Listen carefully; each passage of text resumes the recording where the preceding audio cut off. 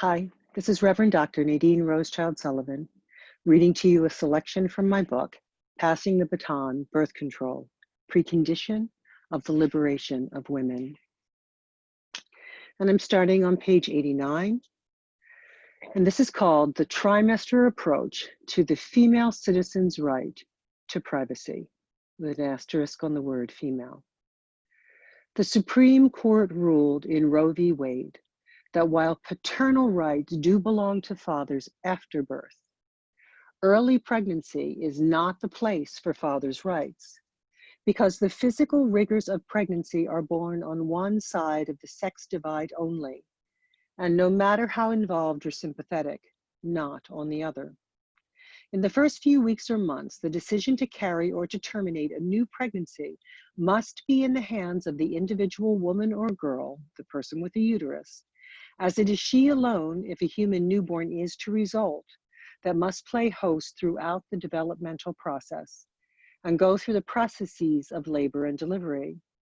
It is also she who will, most likely, be saddled with the lion's share of the childcare across the ensuing 2 decades. On those grounds, the Supreme Court ruled that the person with the gestational organs has the right to privacy in regard to the decisions she makes over her own body about gestation.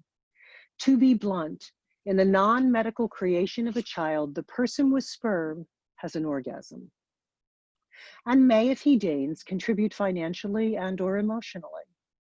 In the creation of a child, the reproductive partner with the uterus, with or without having achieved orgasm, begins to go through changes to her own body that include some combination of the following: morning sickness, swollen breasts, sore breasts, extremes of tiredness and sleepiness in the middle of the workday, very frequent urination that repetitively interrupts work, that repetitively interrupts each night's sleep, swelling of the feet and ankles, weight gain, increasing indigestion, gastric reflux, loss of calcium to the teeth and bones, nutritional depletion, eventually continuous back pain, potential swelling of the hands and face, inability to reach one's feet to tie one's own shoes, late-term difficulty walking, hormones soften ligaments so the pelvis can expand to pass the neonate vaginally,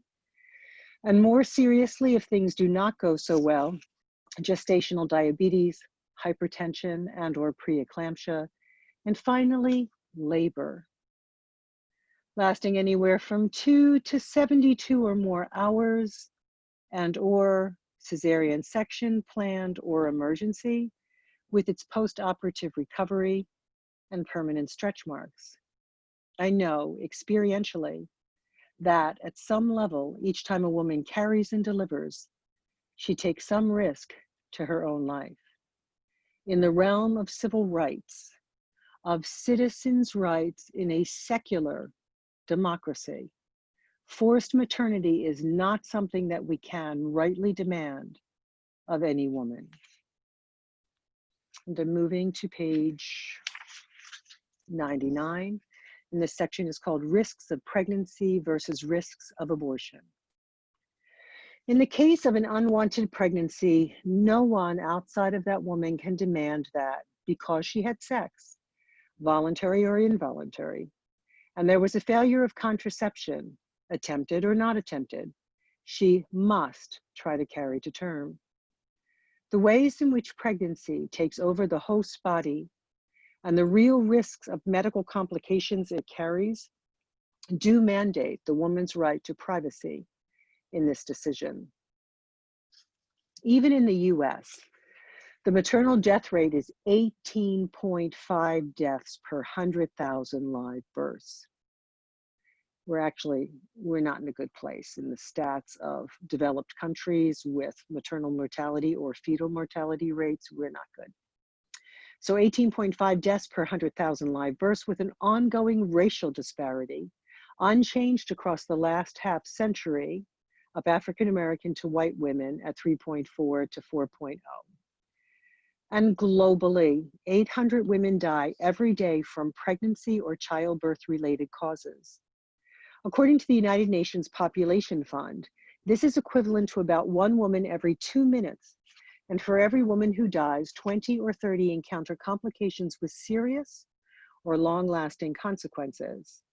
The United Nations Population Fund estimated that 289,000 women died of pregnancy or childbirth-related causes in 2013.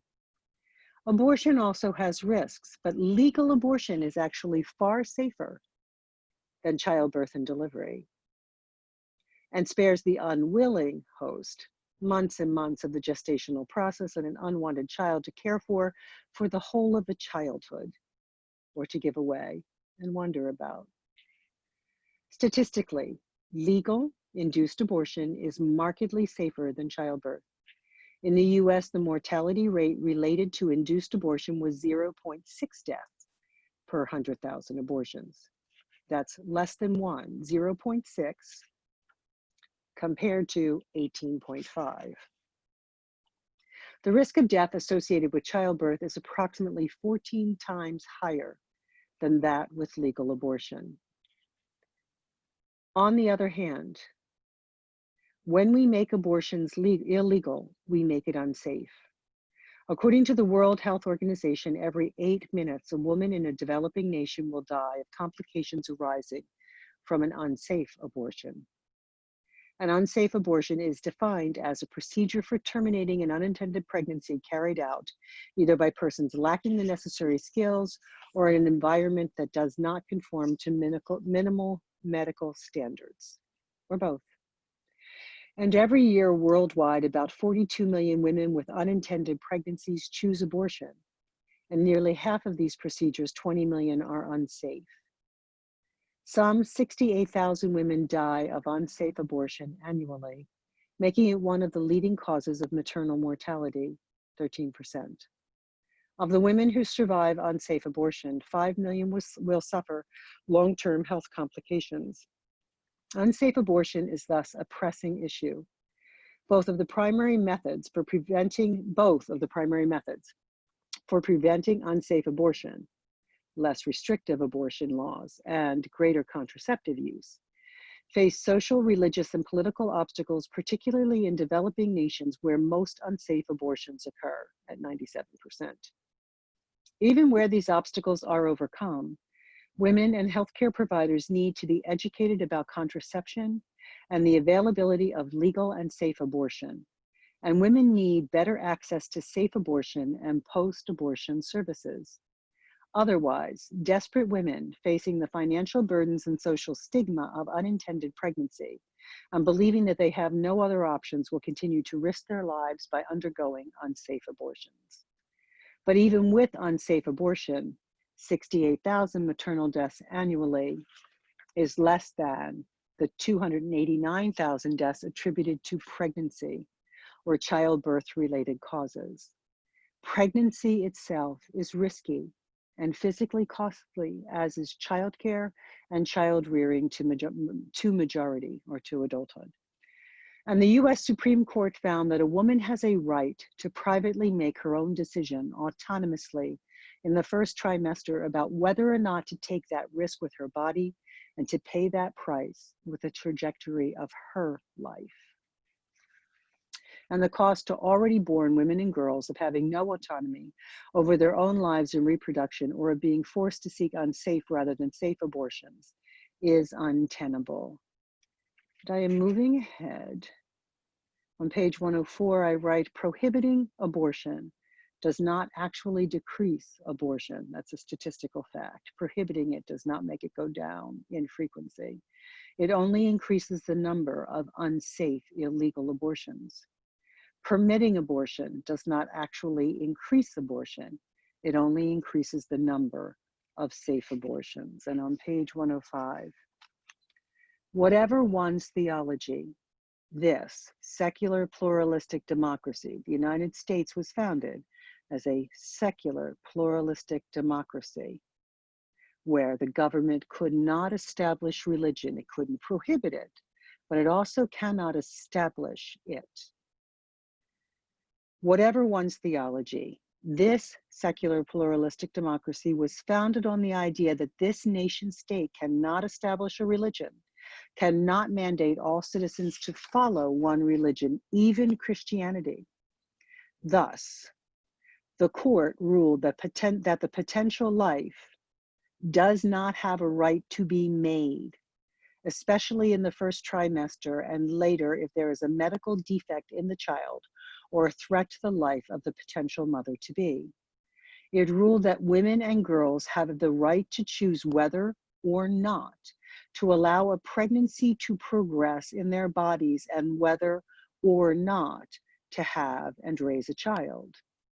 It ruled that the life of the already here, already a citizen, already autonomous woman or girl among us has preeminence over the potential of an additional life that cannot come into existence except she gestate and bear it. I know that, to the evangelical mind, a female's right to privacy does not make sense. I know that because, as I said in another section, I speak evangelical.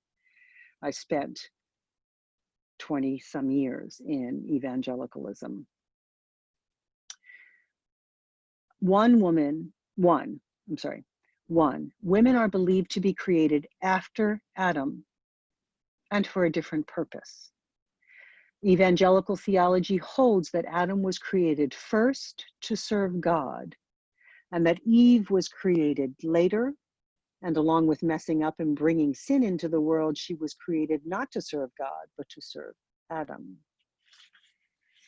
To evangelicals and fundamentalists, and to those who believe the doctrine of the Roman Catholic hierarchy, the zygote, the fertilized egg, is every bit as alive and of as much value and demanding of as much protection as the grown woman or teen girl. And thus, to save the equally valuable life of the zygote to embryo, the impregnated female should be forced to carry to term if possible.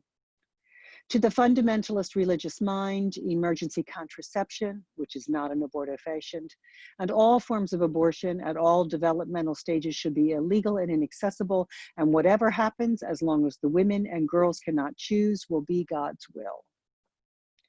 To the fundamentalist religious mind, the woman or girl's right ended when she chose to cross the line from abstinence or when it was crossed by force in rape, and she should be made to go through whatever God has then ordained for her in regard to both the impact of the pregnancy, childbirth, and child rearing on her own health and life, and in regard to the health and life of the embryo.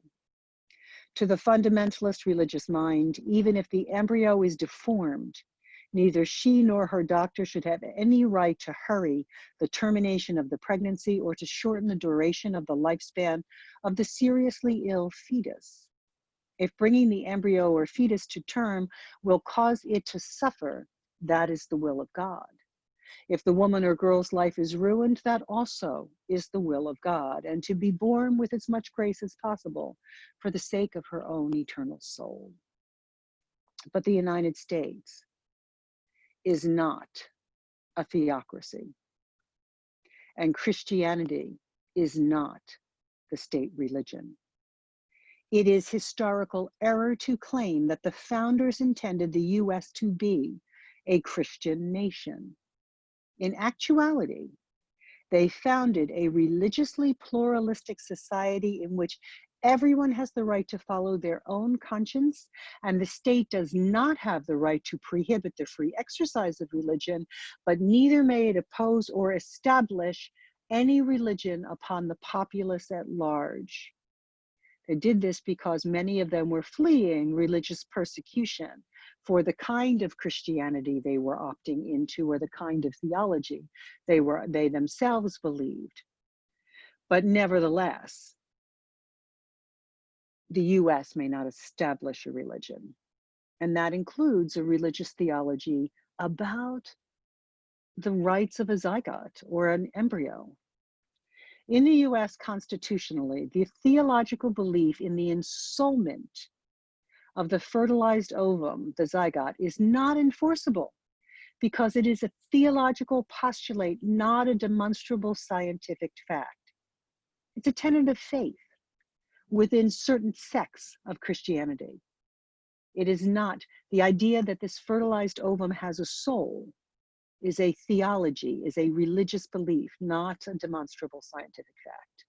To enforce that belief on those who do not hold it as their own religious belief would be to establish a state religion in regard to a theological code about the life of the multi-staged early product of conception. The Constitution is not the Bible. Also, the Bible is not the Constitution. The Constitution is not the Bible, and science cannot establish the fertilized cell in its early stages and where it cannot survive outside of the womb as sufficiently separate from its host to warrant it as a human being in possession of a civil right to life. It simply is not viable enough, even with advances in neonatal intensive care, to be separate from its host, from the womb carrying it, until 6 months gestation or later. It has to be about 24 weeks, preferably 28 weeks, preferably older, in order to be able to be viably able to survive outside the womb. At 24 weeks, it needs neonatal intensive care and may not make it. So the science cannot establish this as a separate human being. So the court ruled that the fertilized ovum does not have a right to life. Roe v. Wade found that the fertilized ovum does not have a right to life. The court found instead that the owner of the hosting body, the girl or woman, has the right to decide whether or not to host the necessary process for the development of the potential inherent in the fertilized ovum. However, the court also ruled that if a woman remains pregnant through the first trimester, as the pregnancy progresses and the product of conception develops, her right to terminate her pregnancy legally decreases. Abortion on demand was only found for the first trimester, the first 12 to 13 weeks. The state, it found, has a compelling interest in the health of the woman through the second and third trimester, and a compelling interest in the product of conception or the potential life once it becomes viable, once it attains enough development to be able to survive outside the womb, albeit still with medical assistance. So the court ruled that the ovum has no right to life, the fertilized egg has no right to life in the first trimester. In the second trimester, and the state has no right to intervene. In the second trimester and the third trimester, the state has a right to be concerned with the life of the woman, and by the third trimester, with the life of that which is now developed into a fetus and may possibly survive outside the womb with medical assistance. It is already a matter of legal fact that no woman can simply walk in and get an abortion at any time along the trajectory of a pregnancy just because she changes her mind. Doesn't happen. Not legal. Roe v. Wade never gave any woman the right to terminate without compelling medical complications in the third trimester. And her rights to terminate are limited in the second trimester. So you break the pregnancy into 3 groups of 3 months. It has only ever been in the first trimester, the first 3 months, before the embryo is a fetus, 0 to 13 weeks, that a woman can legally end a pregnancy on demand.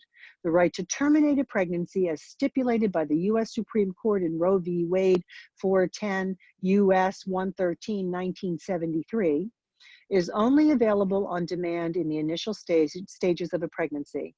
In the first trimester of a pregnancy, the court left the decision to abort completely to the woman and her physician.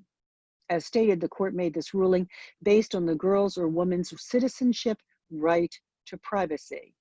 Justice Blackmun's majority opinion explicitly rejected a fetal right to life argument. The court instead recognized the right to an abortion as a fundamental right included within the guarantee of personal privacy.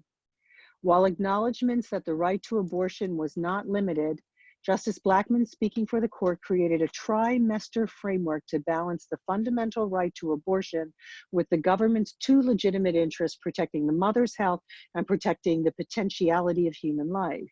The trimester framework addressed when a woman's fundamental right to abortion would be absolute in the first trimester, and when the state's interest would become compelling. In the first trimester, the court left the decision to abort completely to the woman and her physician. From approximately the end of the first trimester until fetal viability, which is approximately the beginning of the third trimester, the state's interest in protecting the health of the mother would become compelling. Therefore, abortions done in the second trimester, in the second set of three, the fourth, fifth, and sixth months, right? 14 to 26 weeks, are not on demand by the woman, but are generally only done with a doctor's approval, and then only because there is a serious medical issue for the developing fetus and or for the health or medical survival of the mother. From approximately the end of the first trimester until fetal viability, the beginning of the third trimester, the state's interest in protecting the health of the mother is viewed as compelling. Therefore, the court continued to allow abortion in the second trimester, but only for medical reasons. So the physician must find that either the health or life of the girl or woman would be endangered by carrying the fetus to viability.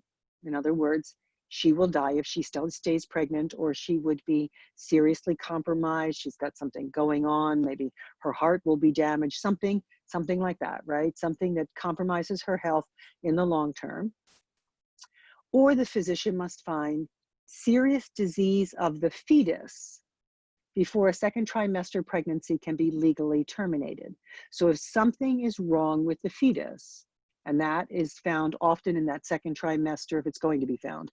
It's not often found, but when it's found often found because of ultrasound. So the court ruled 7-2 that a right to privacy under the Due Process Clause of the 14th Amendment extended to a woman's decision to have an abortion, but that this right must be balanced against the state's two legitimate interests in regulating abortions, protecting women's health and protecting the potentiality of human life, arguing that these state interests became stronger over the course of a pregnancy.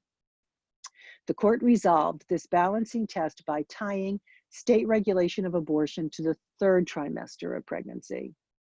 In the third trimester, which is 27 to 40 weeks, or at fetal viability, that's the gestational developmental age at which a fetus is likely or potentially has the possibility of surviving outside of the mother, so finishing its development in a neonatal intensive care bed.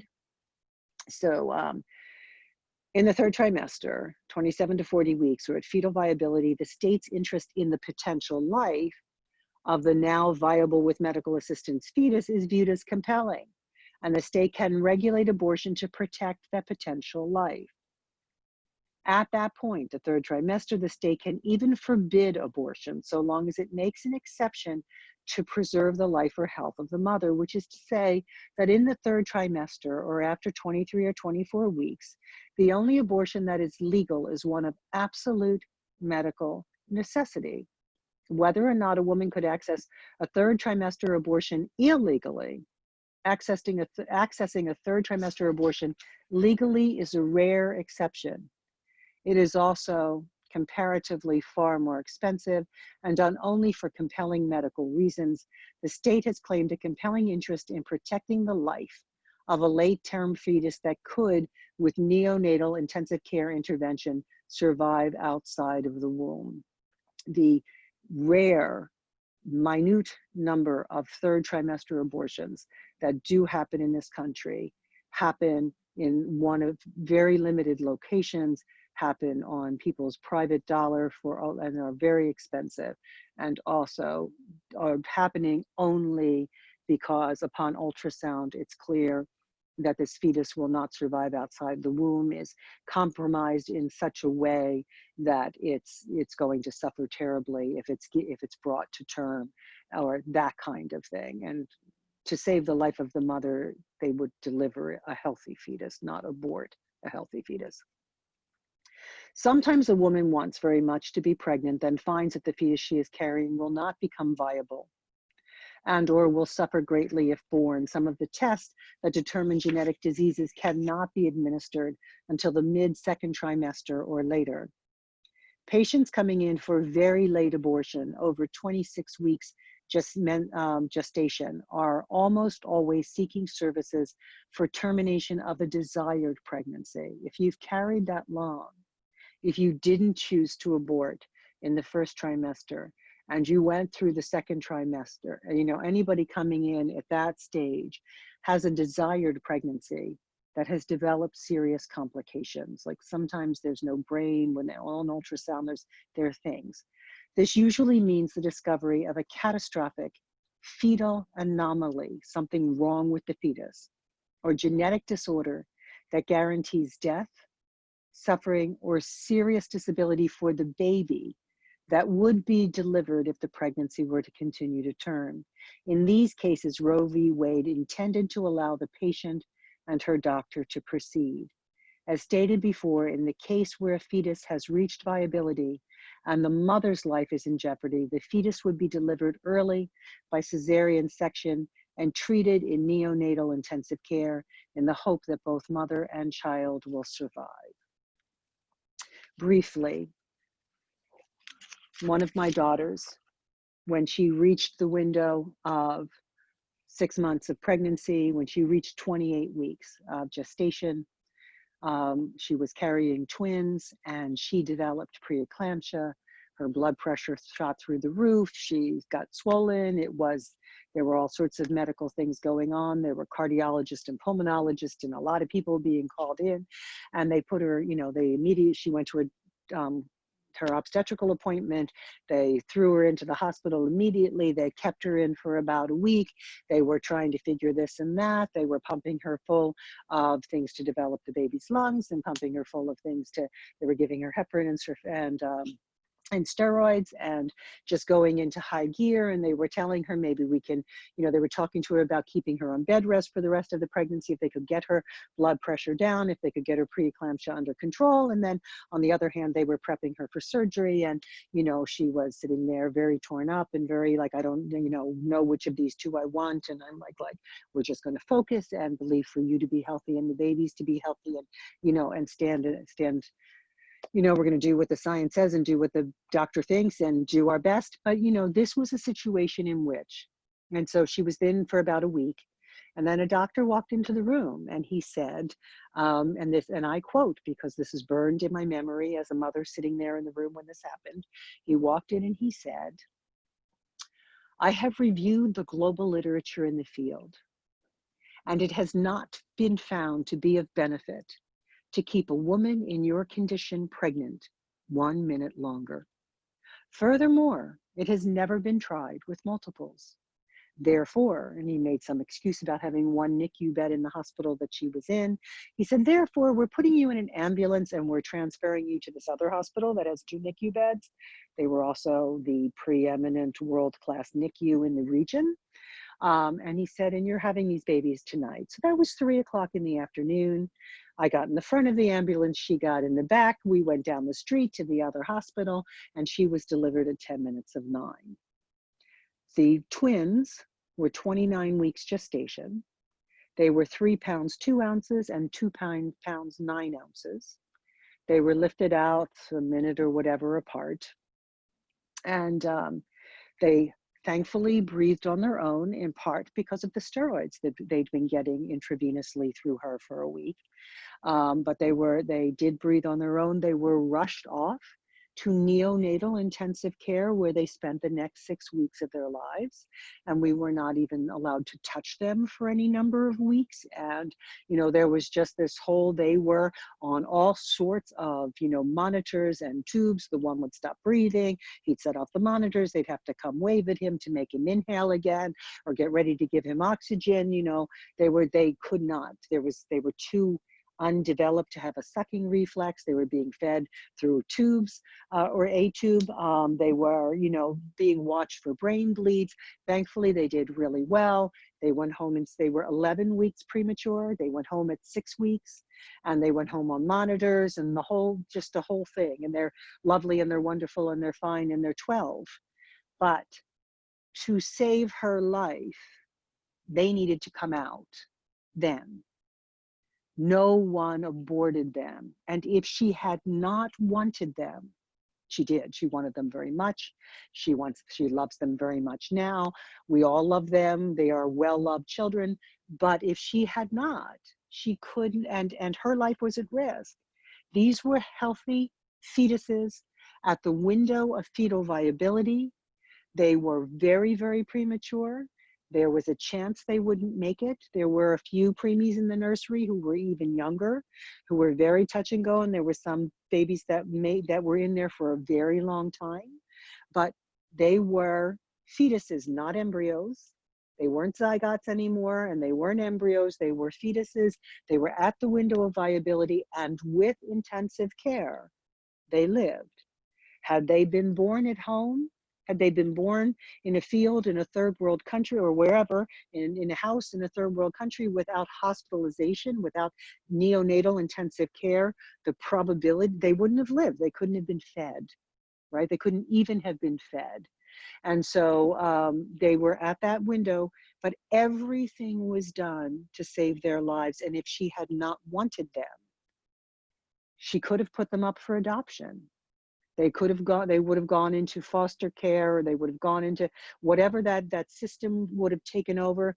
But no one in this nation would legally abort a healthy fetus with the potential of living if it has neonatal intensive care. That doesn't happen. The rhetoric about partial birth abortion is bogus. If there's a fetus that in ultrasound, it is apparent, it's got its spine outside of its body, it doesn't have a brain developing, it's got catastrophic illness, one might be able, if one can afford to pay for it out of pocket, one might be able to get a third trimester abortion. But it is almost non-existent. Almost all abortion in the United States happens in the first 12 or 13 weeks of pregnancy.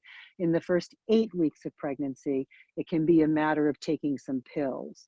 In the next 4 weeks, between 8 and 12 weeks, or 8 and 13 weeks, in that window of time, it would be done surgically by a physician, legally, and that was what Roe versus Wade provided, was in that first trimester, when the product of conception is not a fetus. It doesn't look like a baby. It doesn't have organs. It doesn't have a brain. It can't feel pain. It doesn't have a developed nervous system. It doesn't have any of those things. It is simply dividing cells that look, and we'll get into that later, but it is in this early stage, someone can choose a not to carry to term. And science cannot establish that product of conception as or law has not been able to establish that as having a right to life at that point. It's about the woman's right to decide what to do with her life and about her decision whether to carry to term or not. She has a right to privacy that is hers alone, because it is she who must pay the price with her body, with the process of pregnancy, with the delivering, whatever that ends up looking like, and with all of that. And then with having an 18 years of rearing a child, right? Or of, even if, if one talks about, and we'll get there too, but if one talks about adoption, there are almost 500,000 children in foster care in this country that no one has adopted. So we will get back to all of this as we proceed through this book. But understand, Roe versus Wade took a 3-trimester approach. In the first trimester, there is abortion on demand by the woman or the girl. In the second trimester, you cannot have an abortion on demand, but if there is something wrong with the fetus, something found on genetic testing, something that shows on ultrasound, or if the life of the mother is compromised in a way that her doctor agrees with, then a second trimester abortion does happen, can happen. They're a small percentage of abortions, but they can happen legally. Third trimester abortions are only if there's something catastrophically wrong with the fetus. To save the life of the mother, they will give you a C-section.